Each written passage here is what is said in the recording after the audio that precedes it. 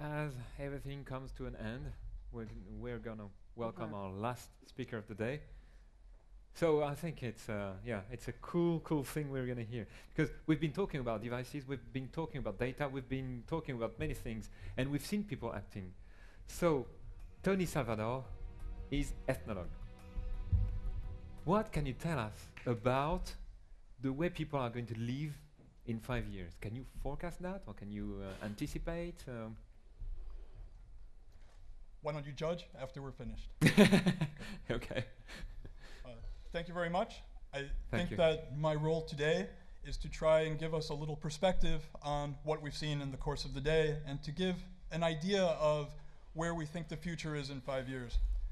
I need to have one slide. Yeah? One slide. Is there a slide? I don't need no, it, I it's think fine. we had it very late, so It's okay, not sorry. worry. Yeah. Then I will say, I say three things. The first is I need to tell you a little bit about myself because it is important to understand how we are thinking about the future. The first is that I'm an anthropologist and I work at Intel. So we make microprocessors and a lot of very complicated technologies, and anthropologists don't do that. So why am I working at Intel? It's because we are trying to understand how to invent the future, invent technologies such that we understand how people live and from the perspective of daily life. The group that we work in is about 70 people now, and we are trying to reinvent the way people experience computing in the world.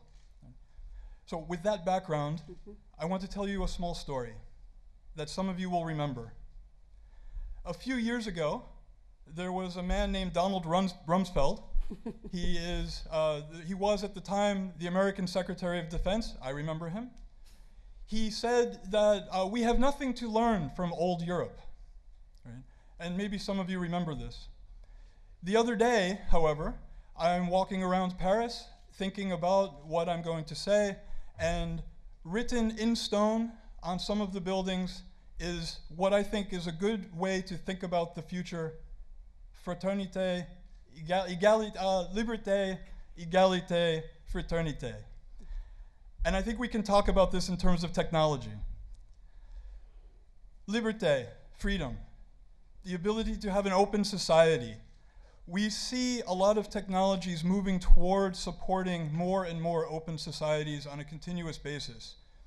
Education is a good example. Education is being recognized as a driver of economic development, as a driver of access to information, access to knowledge, the ability to make decisions about global issues and local issues. We see an increase in media literacy. We see an increase in the ability to create meaning and to interpret meaning using a variety of media, not only text, video, audio, still images. We see kids doing this today in school. We see people doing it on the web all the time. We see a change in what literacy means, fundamentally. Right?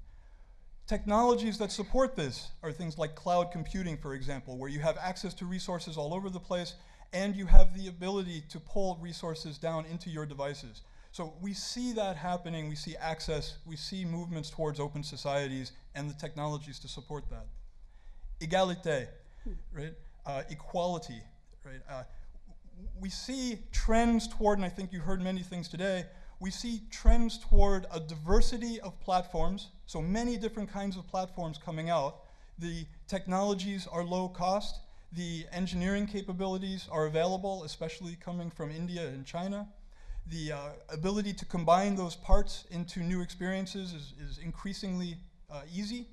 So we see a lot of different kinds of platforms, a lot of different kinds of devices, but we also see a commonality of purpose.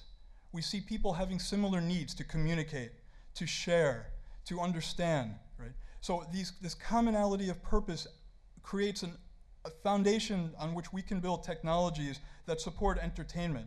So while we may have different devices like the drone we just saw, we still need to have the underlying connectivity technologies, the underlying graphics technologies, all of the foundational technologies that go across all of the media.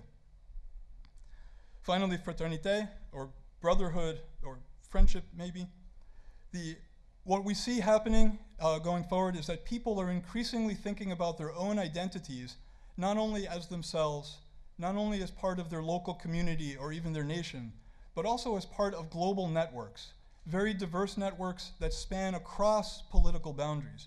We see people easily through social networking, you see that happening all the time, but increasingly we're seeing people be able to make decisions about their energy consumption, about their healthcare, about their education, all through the lens of thinking through global networks. How I make a decision affects somebody on the other side of the planet, and how they make decisions affect me.